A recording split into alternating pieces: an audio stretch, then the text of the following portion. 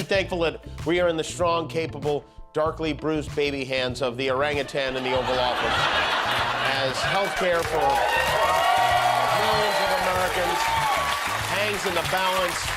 Our president is scheduled for his annual checkup tomorrow at Walter Reed Hospital. This will be his second yearly checkup this year. He had one 6 months ago, but it feels like it's been a year, so they decided to... Send us a t-shirt, please. Teacher. I'm so sorry. I want to apologize with you because I think this is not like you. This is more like Donald Trump. You sound more like Donald Trump. Yeah, I'm sorry. Marco wasn't the only one gobbling his polo. I just want to echo what Marco said. It is a personal honor to be able to witness the way you lead and negotiate.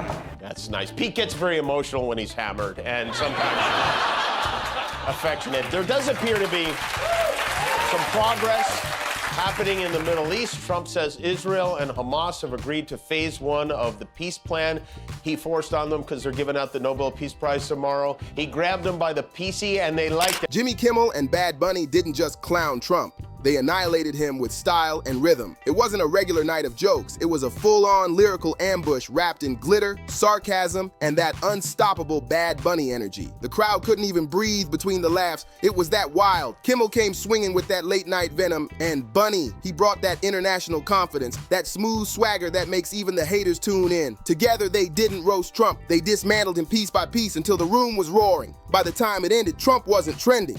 I didn't feel any pressure to say something. I did it because I felt it. I was angry at the time because I was here in New York. So I was like, what? This guy is close. He's right there. Yeah, I know he was a comedian, blah, blah, blah, blah. But that wasn't a stand-up comedy show. It was supposed to be a political rally, something. Portland. I think it's important that we know what is really going on. So if you live in Portland, Chicago, Memphis, DC, any of the cities where Trump is sending in the National Guard to protect you from squirrels, I don't know. We want to see it. We want to see what's going on. So please make a video of your war-torn community and post it to YouTube with the hashtag #ShowMeYourHell. He was trembling. This wasn't comedy. This was a televised takedown, and the punchlines were hitting like breaking news alerts. Every jab had rhythm, every joke had bite, and you could feel the tension melting into pure chaos. Then Kimmel kicked things off with that trademark smirk, the one that says he already knows how bad it's about to get. Checkup will take place in the morning tomorrow, but the White House has already released the results. He is 7'2", 180 pounds, and his erections can deadlift a Cybertruck. So, congratulations, Mr. President. I will say, no matter how bad you think your job is, it's important to remember there's someone out there who has to give Donald Trump a proper... He compared Trump's America to a washed-up sitcom that refuses to get canceled. Same cast, same drama, just worse lighting, he joked. Sending the studio into hysterics, he dragged every press briefing, calling them filler episodes where nobody even got the script. And he wasn't lying. Half the time, it did look improvised. The funniest part? Kimmel said, the only reason the show still airs is because the main character refuses to admit the finale already happened. The audience screamed, because deep down, they knew he was right. This was comedy with no breaks, no filter, and absolutely no mercy. In Kimmel's world, Trump ain't no politician. He's an actor stuck in an endless audition, begging for applause that stopped years ago. This is day 8 now of the shutdown, which is causing headaches for millions of Americans, and we can't even take Tylenol for it anymore. One of the concerns that Democrats had about getting into this was that Trump might take the opportunity to fire a whole bunch of federal workers. He promised to do that, but according to at least one White House official, they haven't acted on it because, quote, we do not want to appear gleeful about people losing their jobs.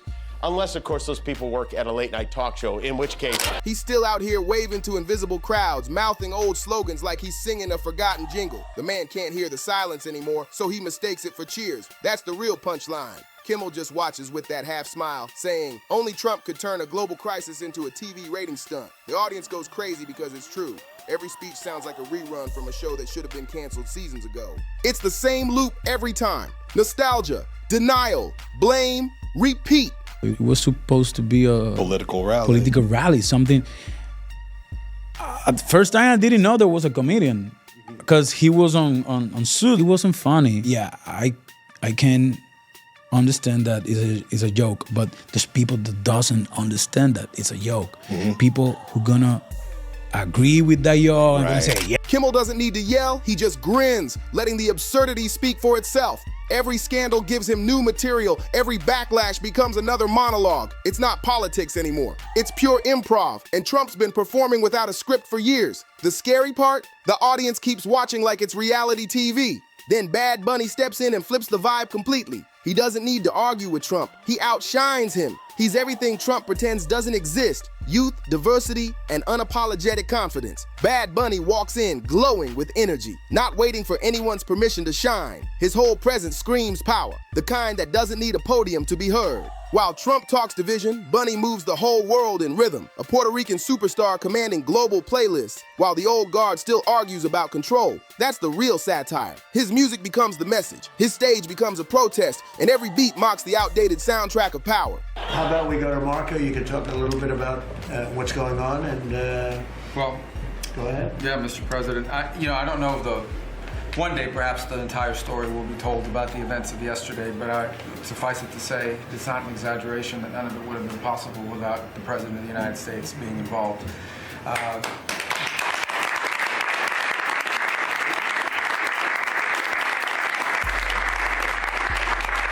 Do you have any idea how difficult it is to give the president a prostate exam with Marco Rubio poking his nose up there all the time?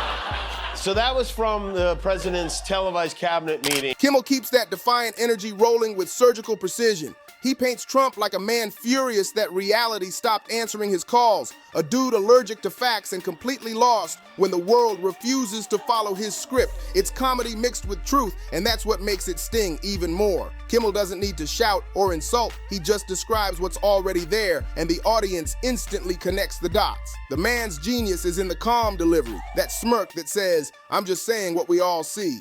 He compares Trump's administration to a traveling circus. No tent, no direction, just endless noise, confused performers, and a lion that won't stop tweeting. The crowd loses it. Kimmel even jokes that the Oval Office might be the only set in history where chaos counts as choreography. Every punchline lands like a truth bomb, exposing how ridiculous it's all become, yet somehow...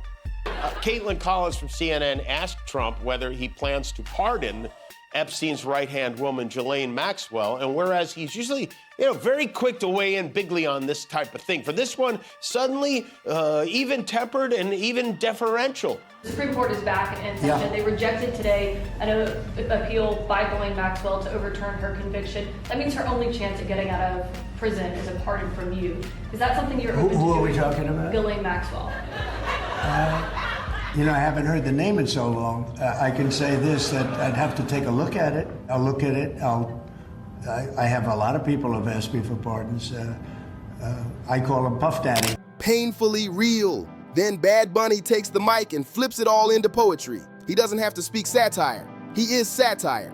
Every performance, every outfit, every lyric is a middle finger wrapped in rhythm and melody. His art drips with realness, something Trump could never fake or translate. It's not coded or cryptic.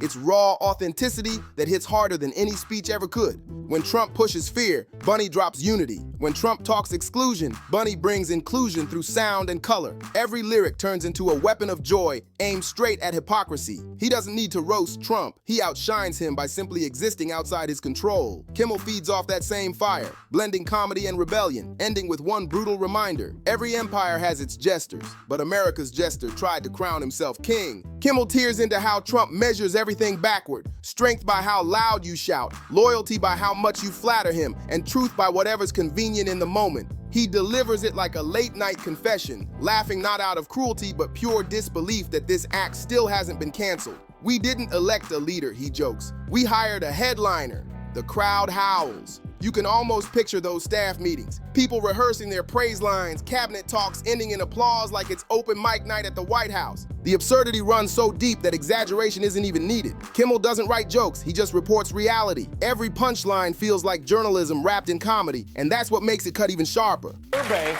things are so bad, they turned the air traffic control tower into a spirit Halloween. In times like these, you wish you could just fly on your pedophile best friend's private jet, but no. While the Senate is having hearings, the House is closed for business. Mike Johnson has refused to open the doors because when he does, they'll have to swear in a Democrat who won a special election in Arizona and would likely be the deciding vote on whether to release the Epstein files. He could even swear her in now while the House is out of session, but Danny Donald doesn't want that. Then the spotlight flips and Bad Bunny turns those same truths into pure movement. On his stage, rebellion comes alive, lights flashing, dancers hitting every beat, visuals exploding like protest wrapped in rhythm. He proves that real power isn't fear, it's vibration. His message echoes through every performance. Culture outlasts politics and music outlives any ego. Trump tried to mute that energy, but every attempt just made him look smaller. Every insult sounded more desperate. Bad Bunny doesn't even have to argue back. He just keeps thriving. And in a world obsessed with control, that kind of freedom is the loudest rebellion of all. Kimmel catches the poetry in it, cracking. Trump's approval rating drops every time Bad Bunny drops a track. He mocks the insecurity of a president who feels threatened by a beat. Then he names it perfectly, the decibel war. One man's speeches versus another man's songs, both loud, but only one that the youth actually listens to. The jokes hit because they're painfully true. Trump's version of power feels like it's from a different century, loud, rigid, and totally offbeat in a world that moves to faster rhythms. Kimmel cracks that Trump's followers dance to slogans while the rest of the world dances to Bad Bunny, and the crowd loses it. One is stuck in nostalgia, the other is pure evolution. It's the kind of joke that cuts deep because everyone knows exactly what he means. I didn't feel any pressure to say something. I did it because I felt it. I was angry at the time because I was here in New York. So I was like, what? This guy is close. It's right there. Yeah, I know he was a comedian, blah, blah, blah, blah. But that wasn't a stand-up comedy show. It was supposed to be a political rally, something. At the first time, I didn't know there was a comedian because he was on suit. It wasn't funny. Yeah, I can understand that it's a joke, but there's people that doesn't understand that it's a joke. Mm-hmm. People who gonna agree with that joke and gonna say, yes, Puerto Rican. Meanwhile, Bad Bunny doesn't need to clap back. His silence is the statement. When Trump throws shade, Bunny drops art. When Trump tweets, Bunny performs. His concerts hit like cultural earthquakes disguised as parties. Lights, rhythm, and pure unity shaking the floor. Each show becomes a declaration that belonging isn't given by borders or politics. It's earned by belief and connection. Kimmel spins that message into comedy gold. He paints Trump's America as a black and white rerun in a world bursting with color. Imagine banning rhythm because it's polling better than speeches, he jokes, and everyone laughs. Because it sounds almost real, the exaggeration barely feels exaggerated anymore. Then Kimmel drops the next punch, the economy of ego. He calls Trump a man who trades criticism for clout and sees debt as applause.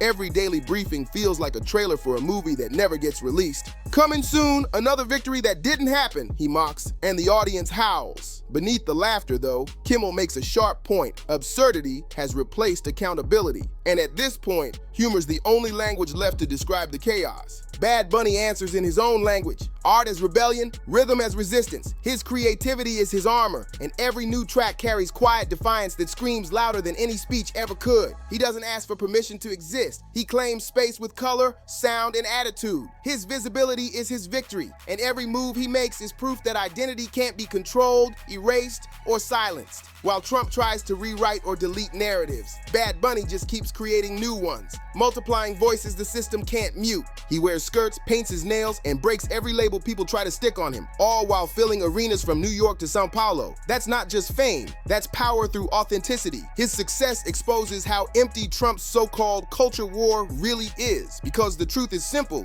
you can't fight the future with nostalgia. Kimmel turns that same idea into pure comedy brilliance. He wraps his thesis inside laughter, joking that Trump builds walls while culture dances right over them. The audience goes wild because it's not just funny, it's facts. His satire slices through the noise, showing how Trump's world runs on spectacle instead of leadership. Kimmel imagines him checking TV ratings like they're national security reports, measuring leadership in view counts. He doesn't fear failure, Kimmel grins. He fears boredom. Every crisis becomes another episode, every scandal a rerun, and by the end, Kimmel nails the truth in one line. This administration's motto might as well be, stay tuned. Kimmel flips all that chaos into humor so dry it hurts. Every joke lands with a sting because beneath the laughs, there's pure exhaustion. You can feel it. America's not really laughing anymore. It's coping. His monologues sound like therapy sessions for a country that's been through too much. And while Trump keeps shouting for attention, Bad Bunny's music quietly becomes the new anthem for everyone left out of that old vision of America. He doesn't need to mock the president. He outruns him. His world feels alive, evolving, pulsing with color, while Trump's world feels like a dusty rerun playing on a broken screen. Kimmel sees that contrast perfectly. He paints it like a scene, a whole nation dancing while its leader sulks under the spotlight, wondering why nobody's clapping anymore. In Kimmel's satire, Trump turns into a ghost, haunting his own production, demanding applause in a room that's already empty. That image hits hard. Kimmel's delivery isn't angry, it's tired, the kind of fatigue that makes you laugh just to keep from screaming. The laughter sounds hollow, the applause ironic, and that's exactly the point. He gets what Bad Bunny performs without even saying it. America's absurdity has gone beyond parody. It's not just something to joke about anymore, it's something to outgrow. Bad Bunny's shows explode with color, life, and confidence, pure metaphors for rebirth.